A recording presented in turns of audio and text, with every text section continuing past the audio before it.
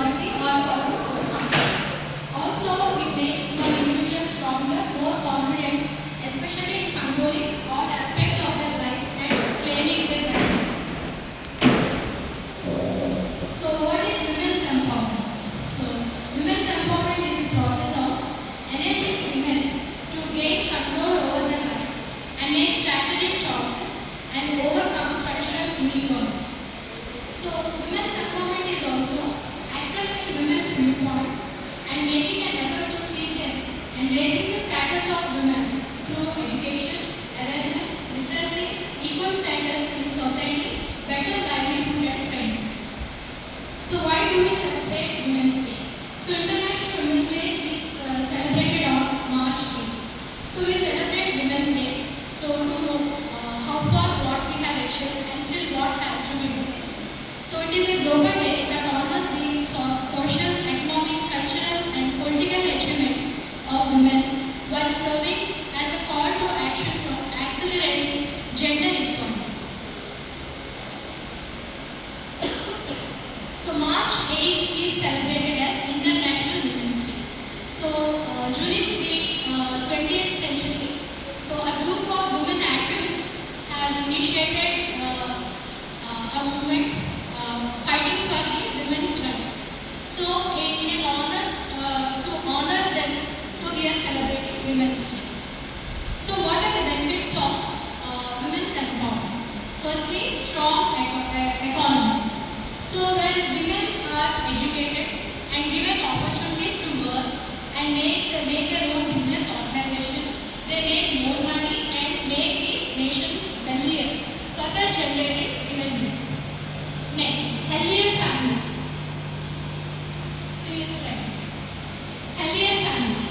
So women make money and whatever they have reinvested into their family for nurturing their children, for nutrition purpose, healthcare and education. Next, better problem solving.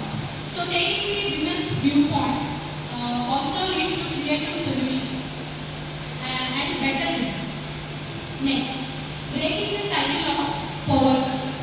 So by educating women, directly uplifts the family from the poverty, so that the same women can pass on the opportunities to her children. Next, peace and stability.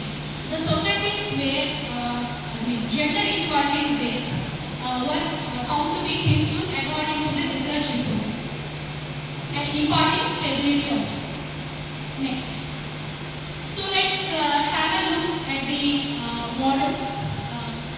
Who have served as inspiration over the time. Firstly, let's see Savitribai Phule. She is considered as the first female teacher in India. So she worked tirelessly for women's education and advocated against child marriage. Next, Pandita Ramabai. She is considered as the champion for women's education and rights. So she established Arya Bhatta Samaj and homes for girls. Next, Rani Lakshmibai. She is known as the warrior queen. She led the troops during the 1857 revolt, symbolizing courage. Next, Sarojini Naidu. She is a poet and a freedom fighter.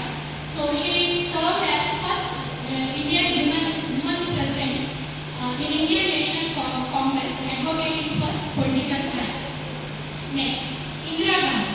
So she is an Indian politician and the first female Prime Minister of India, who served continuously for 3 consecutive years until she was assassinated.